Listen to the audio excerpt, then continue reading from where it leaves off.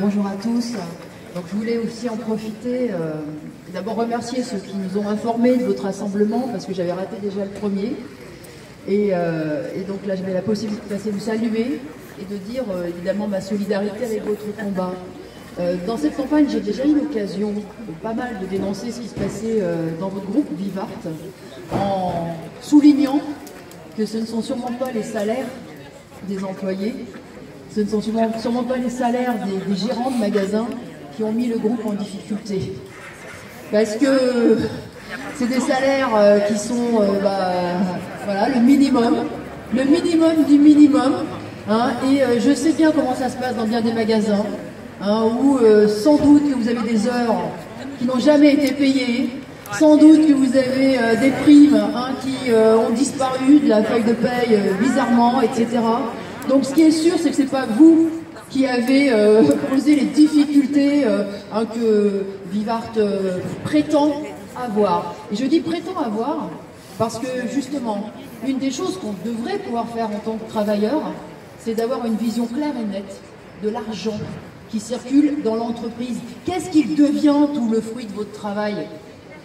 Comment se fait-il qu'il n'y a jamais d'argent, effectivement, ni pour embaucher, augmenter les salaires, investir, quand ces grands groupes finissent avec des millions et des millions?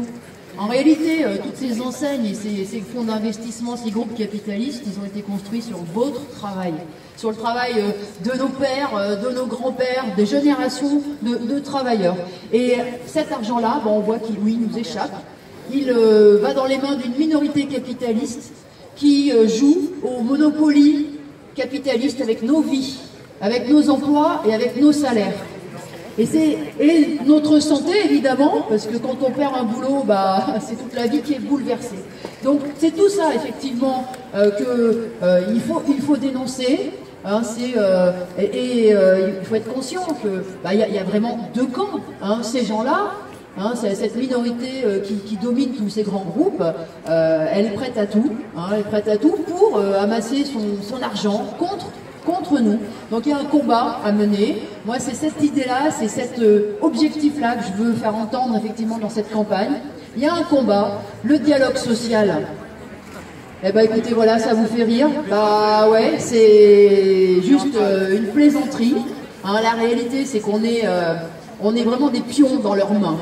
Et il faut être conscient de ça et se dire, bah ouais, notre force, c'est nous. Notre force, c'est nous, elle est collective, elle est l'ensemble des salariés du groupe, et en fait l'ensemble des salariés tout court, parce que c'est à l'échelle de la société qu'on pourrait inverser ça et réussir à se faire à nouveau respecter de ces gens-là, en montrant effectivement qu'on est nombreux, qu'on est en réalité l'écrasante majorité de la population, qu'on est conscient de nos intérêts et conscient d'avoir à nous battre justement juste pour accéder à l'essentiel pour nous, c'est-à-dire un emploi et un salaire. Alors je vous dis bravo pour votre lutte, bravo pour la faire connaître, et j'espère effectivement que ça va vous permettre de sortir la tête la plus haute possible, et que ça confortera aussi tous ceux qui sont victimes aujourd'hui de la même situation, parce que je pense aussi aux employés de Nîmes en ce moment, qui sont confrontés exactement à la même chose. Et quand je vais dans les différentes régions, je me rends compte qu'il y a plein de boîtes qui sont comme ça, des petites, des sous-traitants, qu'on a aussi étranglés comme ça, donc j'espère que ça va conforter l'ensemble du monde du travail pour dire que voilà, nous on peut être fiers de ce qu'on est, on peut être fiers de produire toutes les richesses et d'avoir conscience que de toute façon oui, il faut qu'on se batte et ça viendra de nous tout ça. Alors bravo pour votre lutte.